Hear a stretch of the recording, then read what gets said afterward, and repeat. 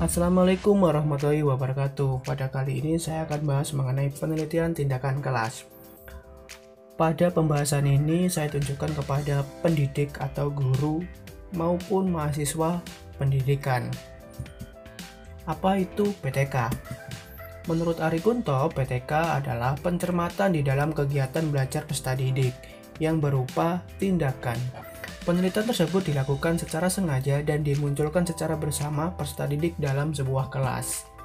Kemudian menurut Wiratmadja, PTK adalah sekelompok guru untuk mengorganisasikan kondisi praktek mengajar mereka serta mencoba suatu gagasan perbaikan untuk melihat pengaruh upaya tersebut secara nyata. Sistematikanya di sini ada 6 bab nantinya.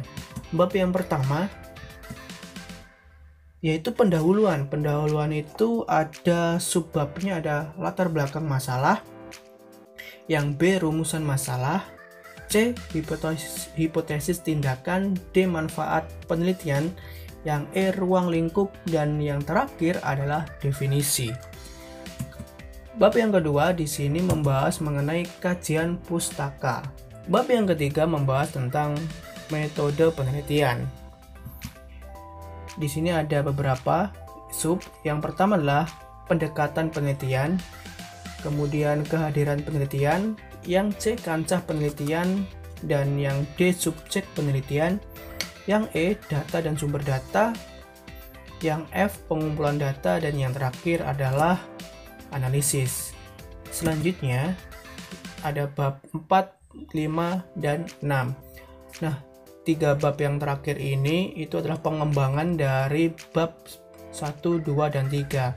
Maka dari itu nanti yang saya bahas adalah bab 1, 2, dan 3 terlebih dahulu. Kita bahas bab yang pertama. Di sini nanti saya fokuskan pembahasan di latar belakang dan rumusan masalah. Latar belakangnya, bagian ini memuat uraian tentang permasalahan, misalnya tentang kualitas pembelajaran yang selama ini ditampilkan perlunya dilakukan perbaikan kualitas pembelajaran sekolah atau di kelas yang akan dijadikan sebuah kancah penelitian. Kemudian di latar belakang ini, permasalahan penelitian tindakan kelas biasanya berkembang dari kepedulian pendidik atau peneliti berdasarkan pengamatan dan refleksi terhadap kualitas pembelajaran. Tahapan di sini ya disebut juga dengan tahapan refleksi awal. Dalam refleksi awal ini peneliti bermitra dengan guru, merasakan adanya masalah dalam pembelajaran yang harus segera dicarikan sebuah solusinya. Intinya, di latar belakang itu memuat permasalahan yang ada di kelas. Permasalahan yang ada di kelas, cari obatnya apa? Untuk menyelesaikan permasalahan itu, misalnya keaktifan, misalnya motivasi, hasil, dan sebagainya. Kemudian, obat dari permasalahan itu menghasilkan sebuah solusi.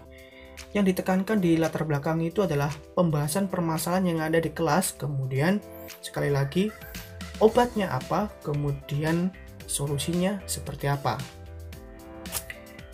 Rumusan masalah. Saya contohkan rumusan masalah di penelitian saya, seperti itu. Intinya di rumusan masalah ini adalah masalah-masalah yang didapat atau diidentifikasikan dan ditetapkan dirumuskan secara jelas, spesifik, dan operasional. Seperti ini ya. Ini bab yang pertama. Kita lanjut bab yang kedua, yaitu kajian pustaka. Kajian pustaka di sini yaitu pembahasan dari judul tadi, misalnya media. Jadi di kajian pustaka ini nanti media dijelaskan apa aja, media itu apa aja.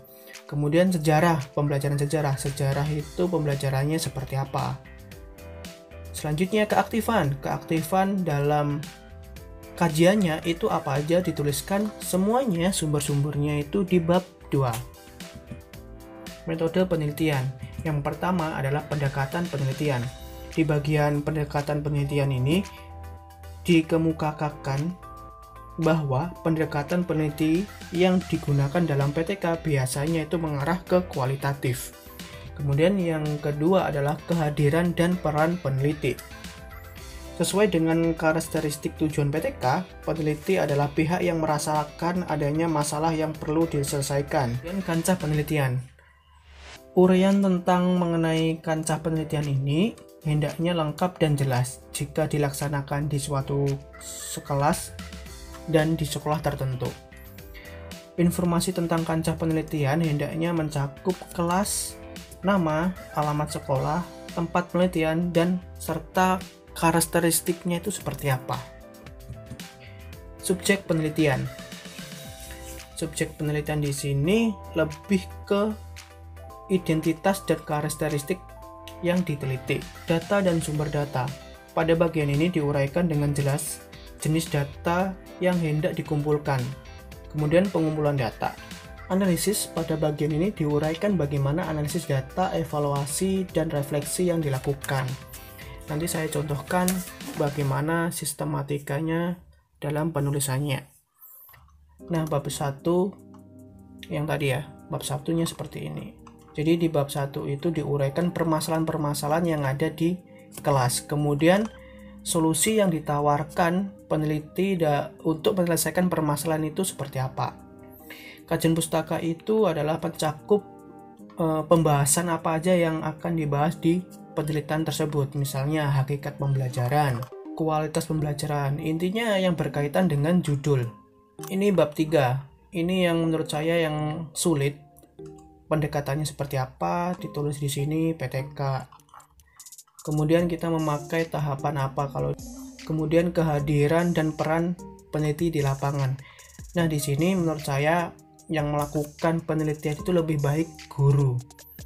Saya merujuk dari pemikirannya Wiratmaja, salah satu aspek penelitian tindakan kelas yaitu untuk meningkatkan kinerja guru.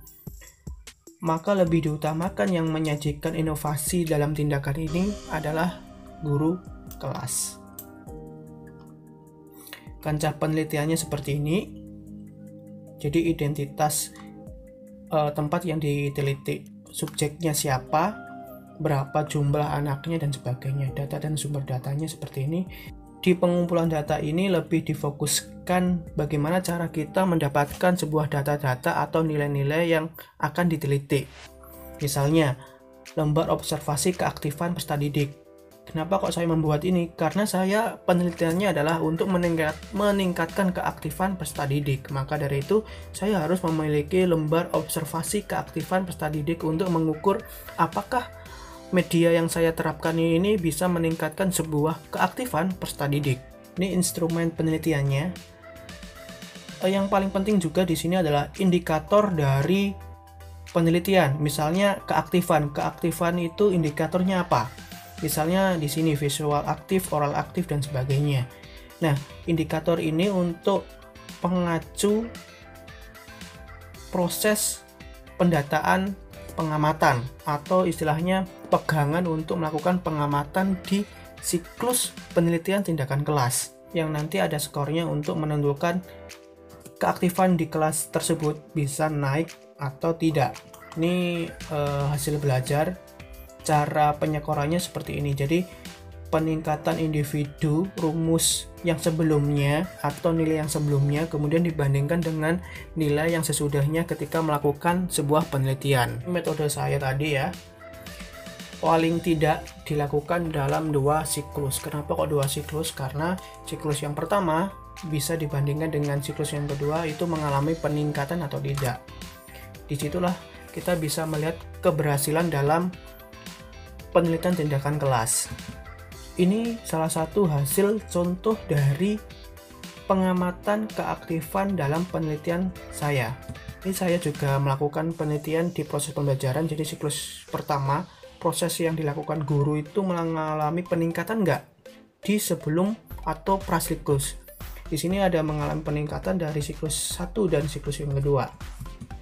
Ini media yang saya gunakan yaitu media papan sudoku sejarah. Tujuan media ini adalah untuk meningkatkan keaktifan peserta didik. Apakah media ini bisa melakukan peningkatan keaktifan atau tidak. Nah, maka dari itu kita melakukan penelitian tindakan kelas untuk mengukur keefektifan dari media yang saya buat. Ini sebagai contoh saja. Ini ada gambar-gambar proses penelitiannya waktu di kelas.